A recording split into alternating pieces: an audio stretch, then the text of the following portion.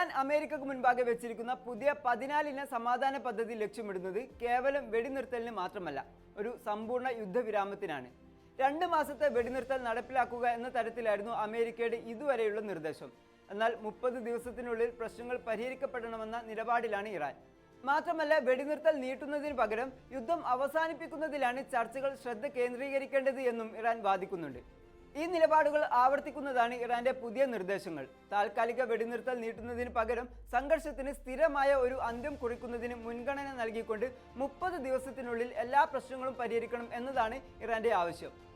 മധ്യസ്ഥ രാജ്യമായ പാകിസ്ഥാൻ വഴിയാണ് ഇറാൻ ഈ നിർദ്ദേശങ്ങൾ കൈമാറിയത് എന്നാണ് റിപ്പോർട്ട്.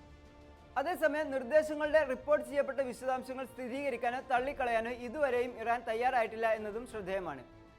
നേരത്തെ ഇറാൻ സമർപ്പിച്ച നിർദ്ദേശങ്ങളിൽ തൃപ്തിയില്ല എന്ന് അമേരിക്കൻ പ്രസിഡന്റ് ഡൊണാൾഡ് ട്രംപ് അറിയിച്ചിരുന്നു. പിന്നാലെയാണ് പുതുക്കിയ കുറച്ച് മാറ്റങ്ങളൊക്കെ വരുത്തിയ നിർദ്ദേശങ്ങൾ ഇറാൻ കൈമാറിയത്. ഒരു യുദ്ധവിരാമത്തിന് ഇറാനും ആഗ്രഹിക്കുന്നു എന്നതിന്റെ തെളിവാണ് ഈ നീക്കം എന്നാണ് വിദഗ്ധർ വിലയിരുത്തുന്നത്. ഭാവിയിൽ ആക്രമണങ്ങൾ ഉണ്ടാകില്ലെന്ന ഉറപ്പ്, ഇറാന്റെ ചുറ്റുപാടുകളിൽ നിന്ന് അമേരിക്കൻ സൈന്യത്തെ പിൻവലിക്കൽ, മരവിപ്പിച്ച സ്വത്തുക്കൾ റിലീസ് ചെയ്യുക, ഉപരോധങ്ങൾ അവസാനിപ്പിച്ച് യുദ്ധത്തിലുണ്ടായ നഷ്ടങ്ങൾക്ക് പരിഹാരം കാണുക എന്നിങ്ങനെ നിരവധി ഉപാധികളാണ് ഇറാൻ മുന്നോട്ട് വച്ചിരിക്കുന്നത്.